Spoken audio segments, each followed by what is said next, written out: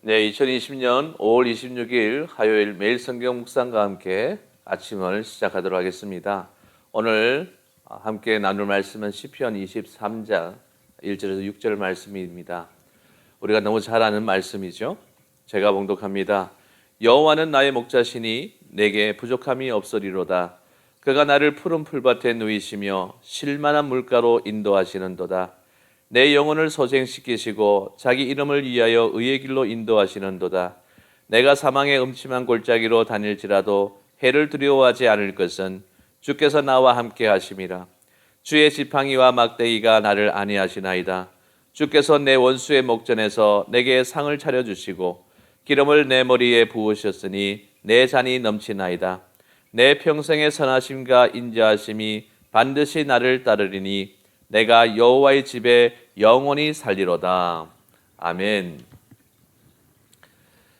요즘 이런 말이 유행처럼 번져가고 있죠. 목사는 많은데 목자가 적다라는 말이죠. 목사는 넘쳐나지만 하나님이 맡기신 양떼를 위하여 자신을 헌신하는 참된 목자가 적기에 나온 말입니다. 한국교회의 선배 목사님들은 비록 세상 말로 가방끈은 짧을지는 모르지만 목사는 교인들을 위하여 희생하고 헌신하여야 한다는 기본 마음가짐이 있었어요. 그래서 목사라면 의뢰 가난할 줄도 알았고 하루 세끼 제대로 먹지 못할지라도 양떼를 돌보는 일에 인생을 걸지 않았습니까? 그런데 지금 저와 같은 목사들은 어떠한가요? 선배들에 비하여 공부를 많이 했습니다. 영어도 하고 사이언스 스펙도 좋아요. 그런데 목회 현장에 서면 사고를 일으킵니다. 왜 그렇습니까? 하나님의 백성들이 양떼를 섬기려는 마음가짐에 문제가 있기 때문이죠. 그래서 선배들이 굶으며 가로하며 모아놓은 양떼를 흩어지게 하고 있지 않은지 저 자신부터 반성하지 않을 수 없습니다. 성경을 보시면 요한복음 10장과 에스겔서 34장에 참 목자가 어떠한 자인지 우리에게 잘 설명해 주고 있어요. 그 설명을 한 구절로 표현하면 요한복음 10장 11절 말씀입니다. 나는 선한 목자라. 선한 목자는 양들을 위하여 목숨을 버리거니와. 그렇습니다. 싹군과 선한 목자의 구분이 명확하게 드러나고 있죠. 바로 양들을 위해 목숨을 버릴 수 있느냐라는 것입니다. 냉정하게 이야기해서 이 땅에서 양들을 위해 초제일간 자신의 목숨까지도 아깝게 여기지 않고 버릴 수 있는 이런 목자를 얼마나 찾을 수 있을까요? 그래서 성경은 그 진정한 선한 목자를 누구라고 소개하고 있습니까? 오늘 보면 1절을 보세요. 여호와는 나의 목자시니 라고 말하고 있잖아요. 그렇습니다. 바로 하나님이세요. 이 말은 곧 시인 자신은 양이라고 말하는 거잖아요. 성경에는 이처럼 하나님을 목자로 인생이나 성도들을 양으로 묘사하는 예가 많습니다. 그런데 성경이 이처럼 하나님과 인생의 관계를 목자와 양의 관계로 묘사하는 데에는 다 나름의 이유가 있다는 것입니다. 그것은 양과 같은 인생에게는 목자와 같은 존재가 필요하며 그 목자와 같은 존재가 바로 하나님이심을 시사하고 있다는 것이죠. 사실 우리 인생들에게는 양과 같은 특성이 있어요. 이사야 53장 6절을 보면 우리는 다 양 같다라고 말씀하고 있지 않습니까? 그러므로 인생의 특성을 알면 양의 특성을 알면 잘 알 수 있다는 얘기입니다. 양의 특성은 한 3가지 정도로 생각해 볼 수 있을 거예요. 우선 양은 방향 감각이 없는 동물입니다. 양은 자기들끼리 놔두면요 길을 찾지 못하고 이리저리 방황하는 그런 동물이에요. 모든 동물들이 자기 집을 쉽게 찾습니다만 양은 그렇지 못하다는 얘기죠. 양은 한마디로 방황하는 존재예요. 다음으로 양은 무력한 존재입니다. 대부분의 동물들에게는 어느 정도는 자기를 지킬 수 있는 보호책이 있어요. 예를 들면 보호색을 갖는다든지 긴 다리를 가져서 쉽게 달아날 수 있다든지 아니면 강한 뿔을 가져서 상대의 공격에 저항할 수 있다든지 등등으로 말이죠. 그런데 양은 이러한 자구책이 전혀 없는 동물이라는 거예요. 그리하여 사나운 짐승이 나타나면 꼼짝없이 당할 수밖에 없어요. 마지막으로 양은 또한 더러움에 쉽게 오염되는 존재라는 것입니다. 양은 힌트를 갖고 있어서 깨끗해 보이지만요 사실은 그러한 힌트는 더러움에 쉽게 오염되기 쉽다는 것입니다. 뿐만 아니라 스스로는 그 오염을 제거할 능력도 없어요. 바로 그러한 이유로 양에게는 목자가 절대적으로 필요하다는 것입니다. 양은 목자의 인도를 받을 때 바른 길을 갈 수가 있고 목숨을 노리는 사나운 짐승으로부터 보호를 받을 수 있으며 또한 더러움의 오염으로부터 자기를 깨끗하게 할 수가 있다는 것입니다. 그러면 우리 인생들은 어떻습니까? 우리 인생들도 양들과 다르지 않다는 거죠. 양들에게 방향 감각이 없는 것처럼 타락하여 영적 능력을 우리가 상실한 우리 인생들도 스스로는 어디가 바른 길인지, 어디가 생명의 길인지, 어디로 가야 꼴을 얻을 수 있을지 알지 못해 방황하기는 마찬가지란 얘기입니다. 또한 인생들은 지극히 무력한 존재잖아요. 인생들은 육적으로도 무력한 존재지만 특히 영적으로 보면 전적으로 무능한 존재라는 겁니다. 그래서 자기 스스로는 영혼의 목숨을 노리는 악한 사단의 마수로부터 자기를 지켜낼 수가 없어요. 그러한 인생은 그대로 방치해두면 어떻게 됩니까? 영원히 망하는 길로 갈 수밖에 없지 않겠어요? 또한 인생은 쉽게 죄에 들어오며 오염되는 존재라는 것입니다. 그리고 자기 스스로는 그 죄의 오염을 씻을 수도 없어요. 어떻습니까? 여러분, 양과 너무나도 똑같지 않습니까? 그러나 우리에게는 목자가 절대적으로 필요한 존재라는 얘기입니다. 우리가 바른 인생길을 가고 사단의 계획으로부터 우리 영혼을 지키며 죄를 씻어 깨끗게 되기 위해서는 목자가 있어야 한다는 얘기죠. 그렇다면 누가 우리의 진정한 목자입니까? 누가 우리를 맡길 만한 목자입니까? 그 대답을 다윗이 주고 있어요. 다윗은 오늘 본문에서 여호와는 나의 목자라고 했습니다. 그래서 나의 목자가 되신 그가 자신을 푸른 풀밭에 누이시며 쉴 만한 물가로 인도하시며 영혼을 소생시키시고 의의 길로 인도한다고 말하고 있어요. 이 다윗의 고백과 같이 우리 인생의 목자는 바로 여호와 하나님이십니다. 여호와 하나님만이 우리 인생의 유일한 목자이시며 진정한 목자이세요. 여러분, 세상에는 인생의 목자로 자처하는 자들이 많습니다. 스스로 신이라 하는 자도 많고 주라 하는 자도 많아요. 그러나 그러한 자들은 우리를 바른 길로 인도할 수 없고 우리를 멸망의 길에서 구원할 수도 없으며 죄에서 깨끗게 할 수도 없어요. 그들은 양들을 통해 오직 자기의 유익을 얻으려 하는 거짓 목자일 뿐이에요. 오직 하나님만이 그러한 일을 하실 수 있습니다. 여러분, 양이 목자를 잘못 만나게 되면 생명을 보존하기도 어렵습니다. 그러므로 양들에게 있어 진정한 목자를 만나는 것은 매우 중요하다는 얘기죠.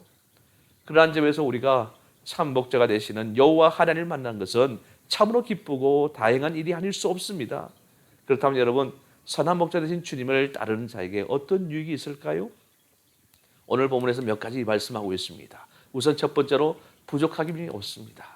1절의 시인은 여호와께서 자신의 목자이심으로 자기에는 부족함이 없다 이렇게 고백하고 있잖아요.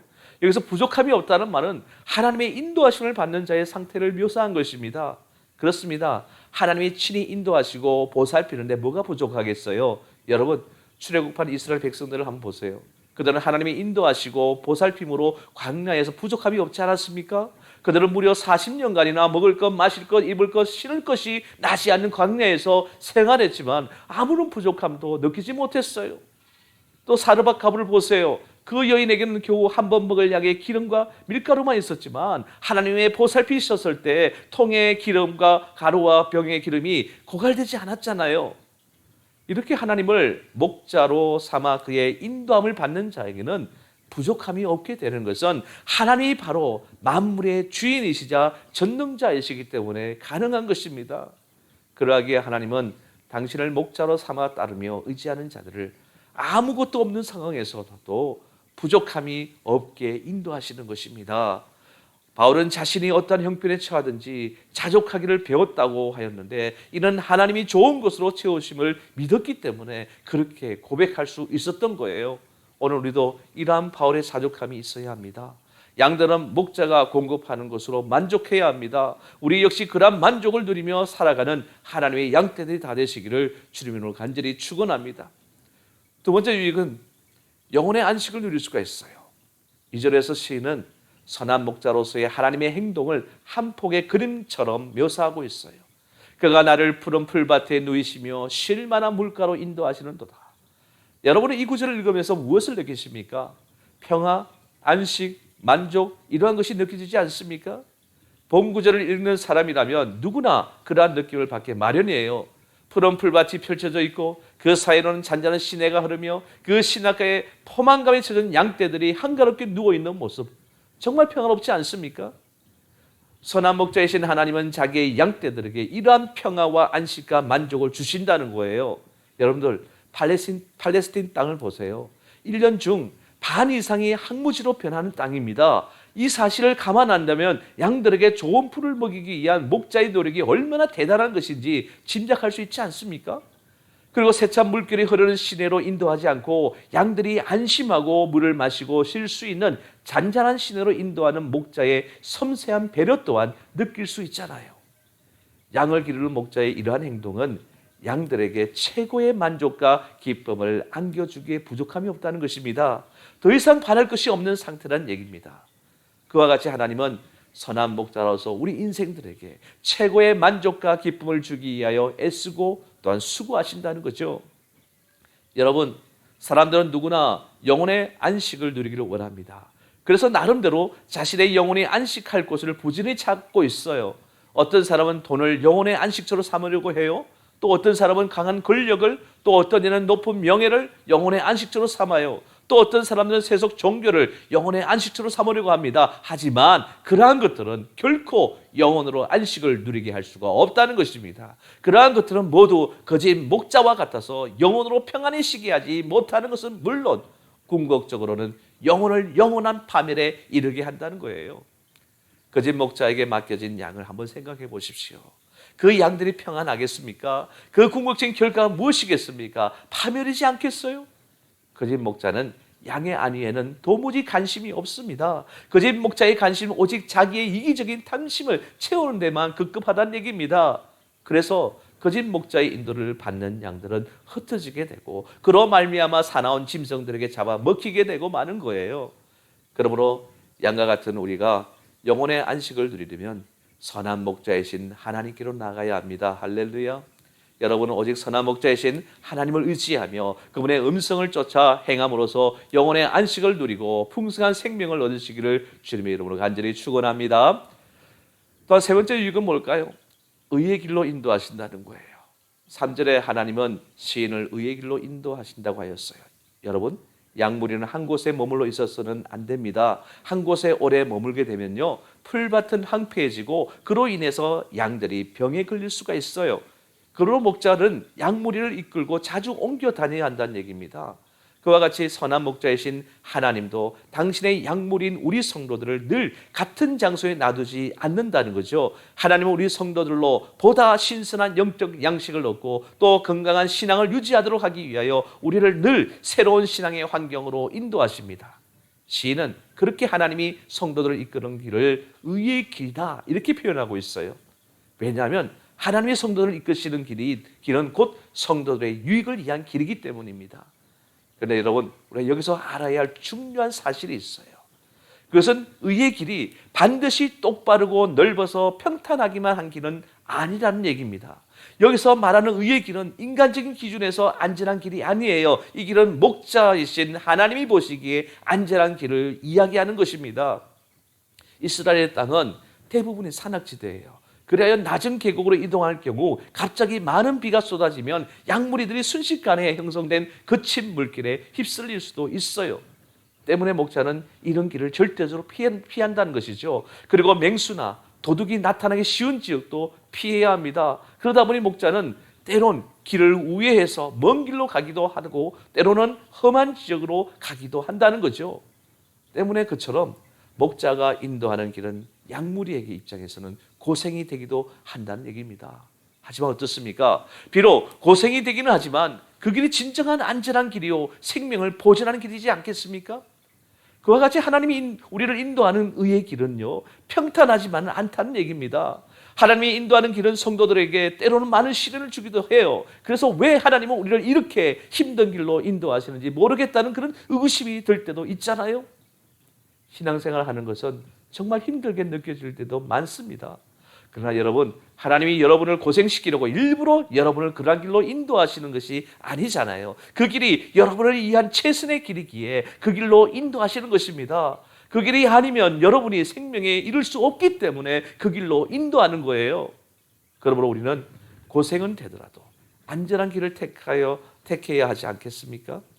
그러기에 하나님이 어떠한 길로 인도하시든지 그 길이 의의 길인 줄로 알고 하나님의 인도에 순종해야 하는 것입니다. 우리는 신앙생활을 하면서 늘 평탄한 길만 기대할 것이 아니라 언제든 시련의 길도 만날 수 있음을 알고 마음의 각오를 단단히 하며 오직 선한 목자 되신 하나님의 음성을 쫓아 그 뒤를 따라야 할 것입니다. 그리할 때 우리는 궁극적으로 영원히 푸른 풀밭이 펼쳐져 있고 항상 맑은 생명수 시냇물이 흐르는 하나님의 동산에 이르러 영원한 안식을 누리게 될 것입니다. 이런 유익을 받아 누리도록 선한 목자 되신 여호와 하나님께서 인도하시는 길로 쫓아가는 양떼들이 다 되시기를 주님의 이름으로 간절히 축원합니다. 네 번째 유익은 어떤 상황에도 보호하심을 받는다는 거예요. 4절을 보면 시인은 내가 사망의 음침한 골짜기를 다닐지라도 해를 두려워하지 않을 것은 주께서 나와 함께 하심이라. 주의 지팡이와 막대기가 나를 안위하시나이다. 이렇게 말씀했죠. 앞에서 하나님이 자기 양무리를 인도하시는 의의 길은 반드시 평탄하기만 한 것이 아니라고 했습니다. 그런데 다윗은 그러한 의의 길 가운데는 사망의 음침한 골짜기도 있다고 말하고 있어요. 이는 아마도 팔레스틴의 지형상 깊은 골짜기를 지날 때 깊게 드리워지는 그림자를 염두에 둔 표현인 것 같습니다. 이러한 길은 양들에게는 그야말로 공포의 길이 될 수밖에 없을 거예요. 만일 목자가 앞에서 인도하지 않는다면 그 자리에서 죽게 될지도 몰라요. 어쩌면 사나운 짐승에게 희생될지도 모릅니다. 사실 이러한 곳에는 항상 맹수들이 약한 짐승을 노리고 있게 마련이거든요. 그러나 목자가 인도하는 이상 양들은 이러한 사망의 음침한 골짜기를 지난다고 해도 두려워할 필요가 없어요. 사나운 짐승들이 나타난다고 해도 목자가 그 가진 지팡이와 막대기로 그 사나운 짐승을 쫓아 자기 양들을 안전하게 지킬 것이기 때문입니다.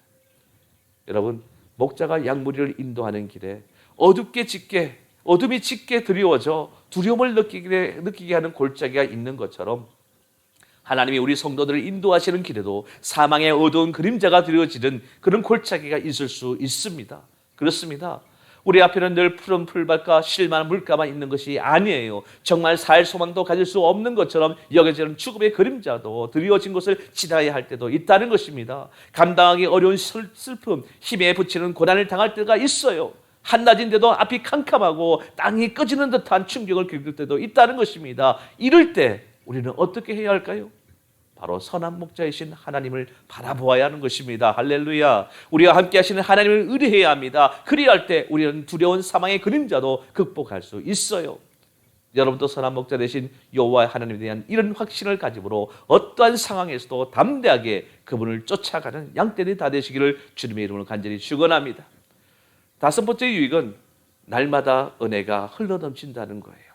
5절은 대적들의 위협이 늘 있었지만 그 위기 가운데서도 시인이 선한 목자이신 하나님의 은혜로 풍성한 삶을 누리고 있음을 고백한 것입니다. 즉 여호와께서 다윗을 위하여 원수 앞에서 큰 잔치를 준비해서 즐기게 하셨다는 것이죠. 특별히 원수 앞에서 하나님이 다윗과 함께 앉으며 상을 차려주시는 것은 다윗의 대적자들이 잘못되었음을 나타낼 뿐만 아니라 다윗의 무죄함을 하나님이 인정하셨음을 나타내주고 있는 것입니다. 이러한 하나님의 은혜를 맛본 다윗은 그 은혜가 평생 동안 영원 무궁토록 계속될 것임을 확신하였어요. 그 근거는 바로 여호와께서 자신의 목자가 되어주셨기 때문입니다. 하나님은 성도들에게 풍성한 삶을 주시기 위해 이 땅에 예수님을 보내셨어요. 예수를 믿는 자는 어떤 사람이든지 어떤 형편 속에 속해 있든지 처해 있든지 하나님 주시는 풍성한 삶을 누리며 살아갈 수가 있어요. 여기서 말하는 풍성한 삶이란 세상 사람들이 말하는 만사형통의 저급한 차원의 것을 의미하는 것이 아닙니다. 여기서 말하는 풍성한 삶이란 사방에 대적들이 둘러싸고 생명의 위협을 가하며 각종 괴로움을 안겨주는 상황이지만 대적들이 절대로 성도의 삶을 건드릴 수 없는 상황을 말하는 것입니다. 나아가 하나님께서 그 대적들 앞에서 성도들의 손을 들어주시며 그의 삶을 존귀케 해주신다는 것이죠. 세상 사람들이 볼 때는 도무지 이해할 수 없지만 그 위험한 형편 속에서도 평안함을 누리는 삶이야말로 풍성한 삶이 되는 것입니다. 바울과 실라가 감옥에 갇혔을 때 그들은 기도하며 찬양했지 않습니까? 어두운 감옥에서 신세를 한탄하며 하나님 믿은 것을 후회해야 할 만하는 상황이지만 그들은 도리어 감사하며 찬양하였어요. 즉 그들은 감옥에서조차 흘러넘치는 하나님의 은혜, 위로하시는 하나님의 손길을 경험한 것입니다.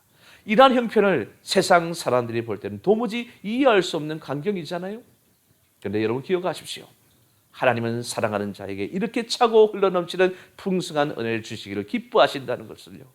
그러므로 사랑하는 여러분, 여호와께서는 여러분들을 자기의 양으로 삼고 선한 목자가 되어주신 것을 감사하시기 바랍니다. 여호와께서 여러분들의 선한 목자이기 때문에 사망의 음침한 골짜기 같은 어두운 현실도 안전하게 통과할 수가 있는 것입니다.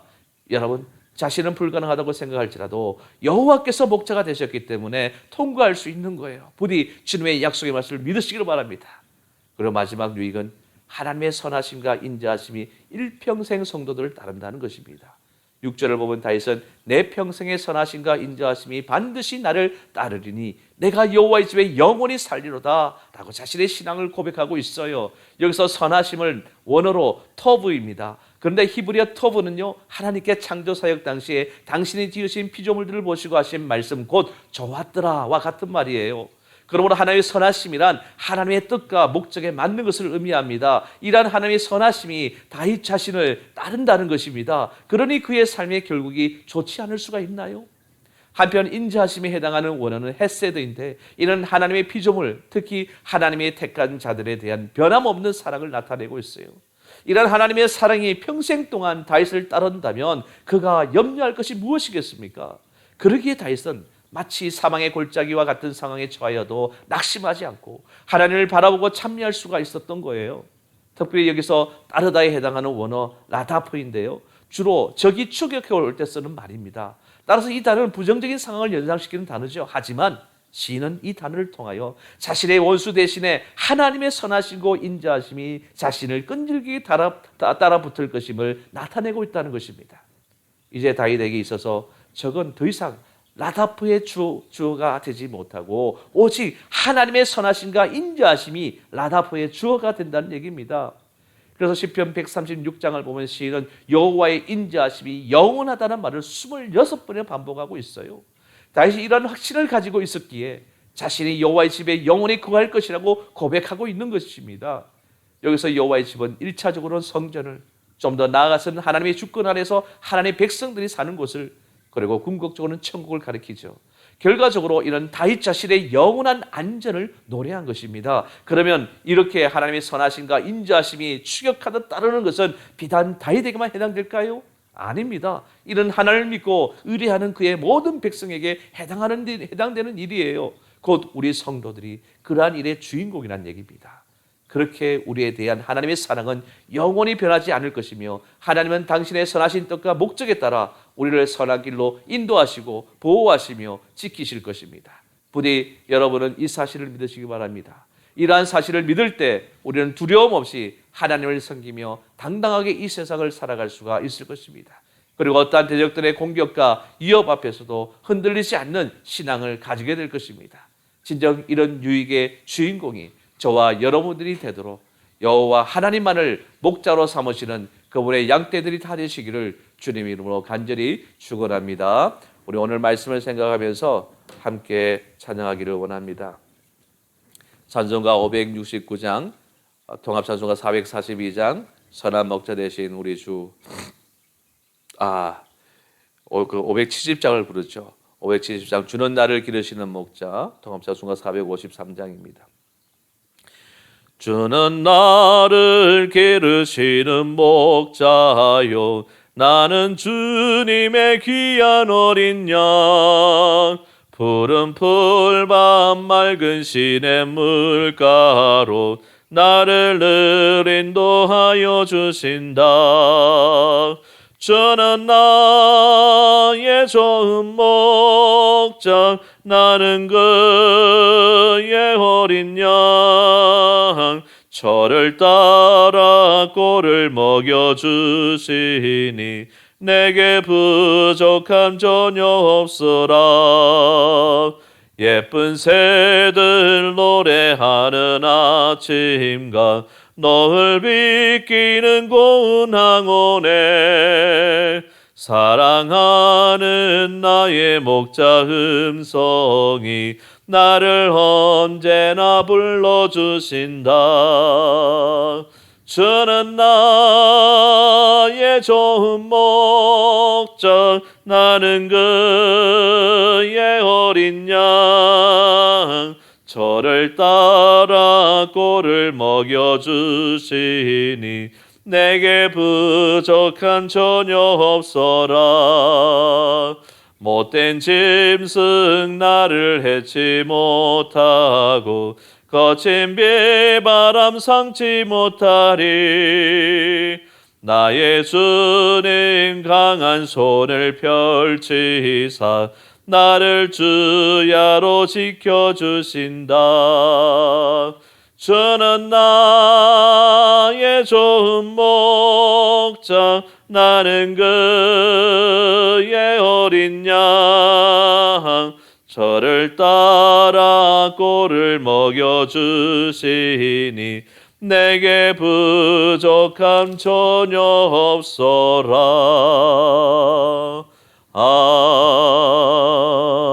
아멘. 기도하겠습니다. 사랑해 주님 감사합니다.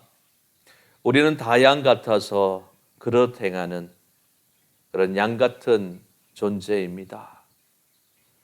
진정 어디로 가야 할지, 진정 우리가 정말 우리 자신을 보호할 수도 없고, 그리고 우리의 죄의 문제도 해결할 수 없는 그런 연약한 존재가 바로 우리들입니다. 그래서 양이 목자가 필요하듯 우리도 양 같은 우리들도 목자가 필요하다는 것이죠. 그런데 우리에게 목자 되시는 분은 바로 여호와 하나님 분인 것을 우리는 이 시간 고백합니다. 여호와 하나님이 진정 나의 목자가 되시고 그 목자 되신 여호와 하나님만을 온전히 붙들고 쫓아가고 순종한다면 우리에게 약속하신 시편 23장의 축복이 우리 모두에게 임한다는 것이죠. 오늘 주신 이 말씀을 우리 평생의 모토로 삼고 내 삶의 기준으로 삼고 목자 되신 우리 하나님을 따르고 또한 그분의 음성에 우리가 온전히 귀 기울이며 순종하는 자들이 되어서 우리에게 임할 놀라운 그 축복을 받아 누릴 수 있는 하나님의 귀한 자녀 될 수 있도록 주님 인도해 주시옵소서. 오늘 하루도 진정 우리의 영원한 목자 되신 우리 하나님만 바라보고 나아가는 우리 인생길이 되어서 진정 우리가 험하고 힘들고 어려운 그 사망의 음침한 골짜기로 다닐지라도 철저하게 우리를 인도하신 우리 하나님의 그 보호와 인도하심 속에서 정말 평안한 안식과 위로를 누릴 수 있는 우리의 삶이 될 수 있도록 주님 인도하여 주시옵소서. 감사드리며 예수님의 이름으로 간절히 기도드리옵나이다. 아멘. 하늘에 계신 우리 아버지여, 이름이 거룩히 여김을 받으시오며 나라의 임하오시며 뜻이 하늘에서 이룬 것 같이 땅에서도 이루어지이다. 오늘날 우리에게 일용할 양식을 주옵시고 우리가 우리에게 죄전자를 사하여 준 것 같이 우리 죄를 사하여 주옵시고 우리를 시험에 들게 하지 마옵시고 다만 악에서 구하옵소서. 내게 나라와 근세와 영광이 아버지께 영원히 있사옵나이다. 아멘. 오늘도 나의 목자 되신 우리 하나님만을 붙들고 바라보며 순종하며 나아가며 그분의 또한 보호와 인도하심을 받는 축복된 하루가 되기를 주님의 이름으로 축복합니다. 주 안에서 승리하십시오.